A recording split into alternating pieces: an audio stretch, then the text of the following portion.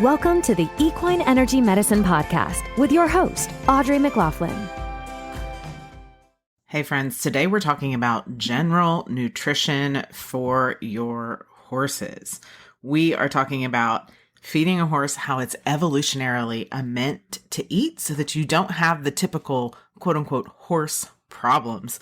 Welcome. If this is your first time listening, I'm your host, Audrey, equine naturopath, equine energy medicine practitioner, and I help your horses stay sound, healthy, rideable, well into their 30s through functional and integrative therapies and techniques.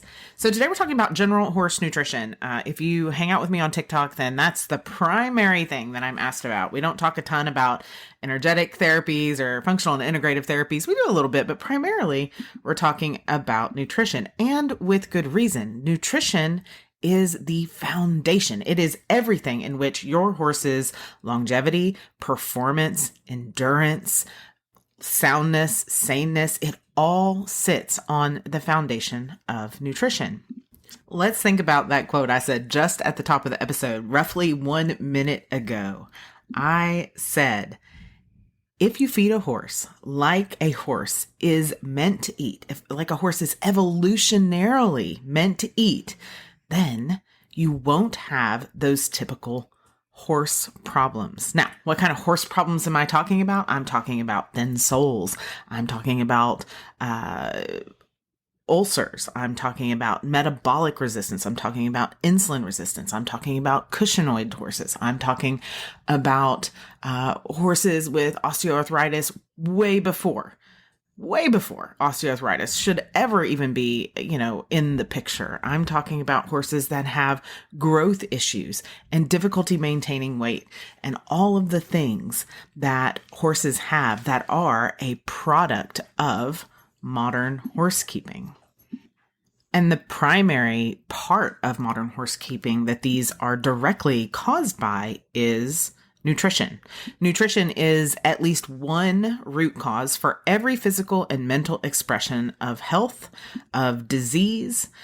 Now, it's not the only one, right? If you've heard me talk before, then you know that I talk about there being multiple root causes to everything that you see kind of above board, right? If you think of a tree, everything that you see above the ground has multiple roots below the ground that contribute to either you seeing a diseased, ugly tree or a tree growing funnel, in a weird way, or, poor health or good health of the tree. Same thing for horses. So nutrition is one root, one really big root, but one root for the outward expression of every physical and mental function of your horse. So the big question there is, what goes wrong with nutrition? Well, if you haven't got the gist of it yet, what goes wrong with nutrition is us, humans, right?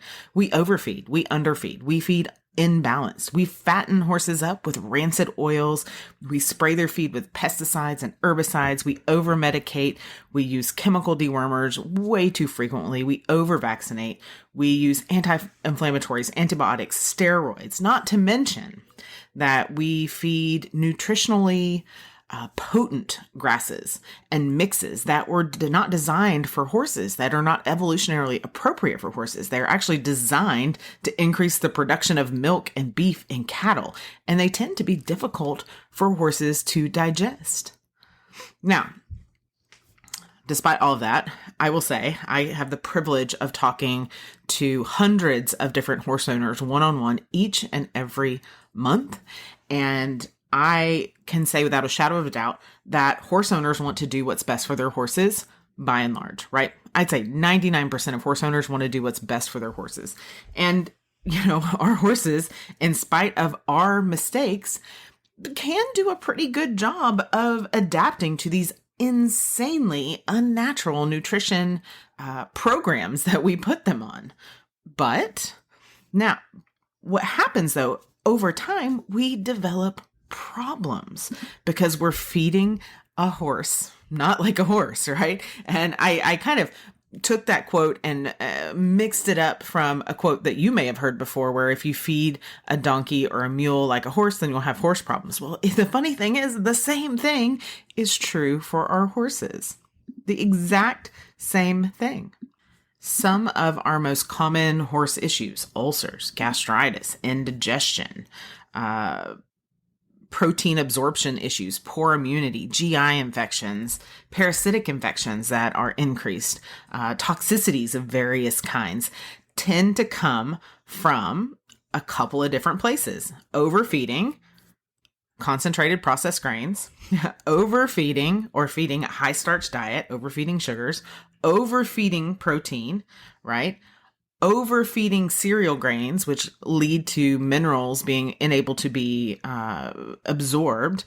And that's just scratching the surface. I'll ask you, if you were to go out to eat and eat fast food every single day, you probably wouldn't feel very well, right? I hope you're not doing that. But you as a human, if you're eating fast food every day or multiple times a day, you're not feeling your best. And yet we ask our horses to perform as athletes while we're feeding them McDonald's twice a day in their feed buckets, morning and night, every single day. If we look specifically at some of these foregut issues like ulcers, gastritis, indigestion, those are a direct cause and effect of what we feed and the frequency in which we feed it. Primarily, it comes from high starch diets, too much sugar, overfeeding, and then medicating with antacids, nonsteroidal anti-inflammatories, plus stress on our horses. And then you factor in infrequent feedings with that. You have a recipe for digestive system disaster. As I said at the, earlier in the episode, it doesn't just come from concentrated feed products. It can happen from, like high starch and high sugar can happen from grasses as well. Horses can digest a small amount of these things. And again, I'm going to use the human analogy, whereas, a little bit of fast food every once in a while, perfectly digestible, probably not going to mess with you too much. But if you want to compare that to how we're feeding our horses, anytime you open up a bag, or if you look at an ingredients label and it says cane molasses, rice bran, soybean oil, corn oil, canola oil, vegetable oil, any of those things, sugars and oats and wheat and all of that stuff, it is almost impossible for a horse to digest it. It's overfed, and we end up with masses of trapped starches and sugars inside the stomach, and it doesn't allow for proper digestion, not in the foregut or the hindgut. And our modern horse keeping habits, the overfeeding, the excess feeding of starches, sugars, proteins, and rancid fats are frankly the base of most equine feed programs. Almost all of them. Almost any feed that you walk into a feed store and buy is an excess of sugar, starch, protein, and rancid fat. And then we pile on top of that medications and supplements. And it's easy to do, right? So, first we'll touch on medications. Medications have adverse reactions. And, medications are well known to me in my 14 years of treating 15 years now of treating humans, and over 7 years of treating horses. There's one thing I would love to change in people's vernacular, and that is medication, just so you know, doesn't have side effects. It has consequences. And so when you give a medication, you have to recover from the thing that the medication is for and recover from the medication. Okay. So there's two recoveries that have to happen for horses when you're giving medication, particularly on a daily basis. Now, this is not to say that medication is not needed in some cases. There are cases where medication is needed. Where medication fails us is when we try to continue to give the same inflammatory concentrated diet and we try to mask the symptoms that diet is causing with medication. Okay, so that is a big, big problem. But it's just good to know. It's good to have awareness that, okay, if I have to give my horse antibiotics, what do I have to do now that the antibiotics have healed the infection? What do I have to do to heal my horse from the antibiotics? Because there are more steps there that have to be taken. It's marketed to us that medications have side effects and, that horse medication may have side effects. But the reality of it is that The drug was created. They picked out which one it would be marketed for. And then the other things are things that the drug causes, but it's just not marketed for. It's not that that's not an effect of the drug. All of the things, the positive, what we consider positive effects and negative effects, are all just effects. Okay. So a problem that is, you might find one drug that is branded for XYZ problem, but the exact same drug is also branded for ABC problem, right?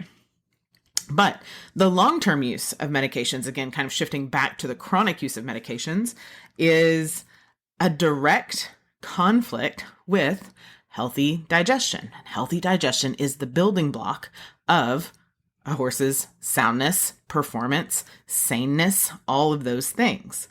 Now, if we're thinking of, okay, horse had an infection or an injury that required antibiotics. Cool. Antibiotics done.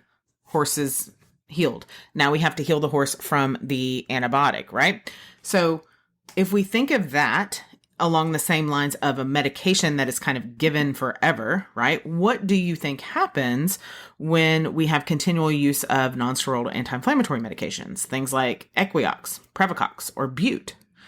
Where's the recovery from that medication? It's not. What we do is we just hide the inflammation with a pill, and then that inflammation continues to fester. Sometimes the body finds another outlet for that inflammation. And so it compounds the problem long term. Now, when we're just looking at the nutritional status of the horse and how these medications, particularly NSAIDs like Equiox and Previcox and even Bute, disrupt the digestive process, it really is very similar or the effect, the result, I guess, is really similar to feeding too many starches, sugars, proteins, and rancid fats. It's a different biomechanical function. It's different pathophysiology, but the end result is the same. Inability to properly digest and move through food through the digestive tract, right? And part of that is inability to pull vitamins and minerals and proteins and carbohydrates and fats needed from the food that is being digested, whether you're feeding an overabundance of those kind of macro and micro minerals or macronutrients, micro minerals, or the right amount. NSAIDs in particular directly disrupt the gastric secretions and break down the protective lining of the foregut. Okay. Supplements really kind of fall under the same category. You don't necessarily have to heal from a supplement, but a supplement has active and inactive ingredients. Typically, we want to find supplements that don't have inactive ingredients. Those are just fillers. You're really not paying for anything there. You want to stick to supplements that are active ingredients that don't have any extras in them that could contribute to inflammation or negative function for the horse, or the horse needing to heal from the antibiotic or the supplement itself. Now, I could do a whole class on supplements and, how easy it is to stack them on top of each other and how we end up over supplementing and still not getting the horse what they need. And I get it. I've been guilty of the same thing where, you're at a play day or a barrel race or a rodeo and you're like, man, you've really improved. Your horse is looking great. What are you doing? And they're like, oh, I'm on X, Y, and Z supplement. And you're like, yes. And you go home, you put it in the computer and you get them there and Amazon brings them in 2 days, or you go to Tractor Supply or whatever the case may be. And you get those supplements and you put your horse on them, right? Well, then 3, 4, 5, 6 months pass by. Maybe you've got them on auto shipment from SmartPack. Who knows? And then you see somebody else and you're like, man, your gelding's really looking good. What are you doing? How are you getting that coat so shiny? Oh, well, I'm feeding X, Y, and Z supplements. Okay, cool. So you go back, you get in Valley Vet or Smart Pack or whatever you're doing, and you order those, and now they're there. And now you're on 6 different supplements, right? But you don't know what's working. You might be way overdoing something like iron or way underdoing something like zinc and causing all kinds of under the surface inflammatory problems. Right? So this is just more of, if you feed a horse like we tend to feed horses, right? If we get our humanness involved in it, then you make horse problems. Whereas if you feed a horse what's evolutionarily appropriate, then you don't have horse problems, right? So that begs the question, what is evolutionarily appropriate? In my course, Equine Nutrition for Horse Owners, I teach horse owners how to feed their horse and how to duplicate a feed program or make a feed program for multiple horses, right? So for a lot of people, it's not budget friendly if they have, like my herd, 8 horses, to have an appointment for each one of those 8 horses or do a couple multi-horse appointments to figure out what their horse needs. So I developed a course so that people, big barn owners, people that have big herds, rescues, all of those places could be able to develop their own feed programs and learn how to feed their own horse or horses. So in that, we talk about evolutionarily, like how wild horses ate and how wild horses eat now, and then how we can mimic that in our day-to-day feeding of our own horses to maximize their health. And that course, by the way, if you're listening to this on the day it was published, that course is currently registering now, June 24th through July 8th. And then our first day of class is July 10th. It's our 3rd round. We've added all kinds of fun stuff. I will link it in the show notes on whatever podcast player you're listening to. But we go through and we talk about kind of the journey of what horses ate, how we got to where we are now, and then how to make it simple and easy and doable for you and maximize the benefit for your horse. And there's a couple different pillars to that. The first pillar is forage, right? And what is forage? Hay is the primary forage for most equine diets, but often it's not as simple as just going and buying hay. There's all kinds of variables that impact the nutrient content of hay. I'll get it out in a minute. Widely, not wildly. I guess it could be wildly as well. One of the most impactful things is the maturity at which the hay is cut, particularly with sugar content. But we want to make sure we're finding good hay. And when I say hay, that's kind of a loose term to mean forage. So hay could be Timothy hay, orchard grass, brome, Bermuda, or even pelleted hay or hay cubes. You can also use alfalfa as a forage. Not generally, you don't want to go all alfalfa diet, but it can be part of a healthy forage diet, or even beets. The second pillar is fats, right? Fat is important, but it's really important to give fat and fiber in combination. Horses are super vegans and they thrive on fiber. They're not meant to eat high protein or high fat or high sugar. And it's particularly hard for them to digest liquid fat. So pouring liquid fat on top of their diet in the form of like camelina oil or any of these liquid omegas, or God forbid, don't do canola oil, but any of those things are not as readily available for the horse to digest as a fat that is balanced with fiber. The third pillar is vitamins and minerals. Do we need them? Usually, but not always. Vitamins act as a cofactor for a bunch of different body functions. They support growth and energy and development of all the body systems and organs. And sometimes we need them, and sometimes we need minerals as part of a balanced forage diet. But sometimes we have really good forage and we don't need that much, right? So there's a couple different ways that we can find out how much mineral we need. Generally, I recommend testing the horse, doing an equine minerals and metals main test that helps to test for toxicities and helps to test for nutrient metals and minerals as well. And then supplementing to meet the needs that are being missed. Now, if you do the Nutrition for Horse Owners class, you can do the starter class, which does not include a test, or you can do the premier version, which gives you a $65 discount on the test. And that comes with a minerals and metals main test and a one-on-one appointment with me to make your plan. But if you're going to supplement minerals or things with minerals in it, it's really important to understand what minerals the horse needs, what minerals they're deficient in, and what minerals are most bioavailable to them, right? So that's part of the pillar of vitamins and minerals. And it's really difficult, right? So the pillars are forage, fat, and minerals, right? It's if you have all of those balanced, you can think of it like a three-legged stool. It's really difficult to push over or have an imbalanced three-legged stool. It might lean left or right, but it's really difficult to have a wobbly three-legged stool. And so those are the three pillars that we focus on, and we get rid of all the other inflammatory stuff, all the things that negatively impact minerals like cereal grains, and sugar, molasses. We get rid of all the things that aren't as close to evolutionarily accurate as we can. So is it realistic for us to just be able to turn a horse out on 20 square miles of range and pasture of diverse conditions? No.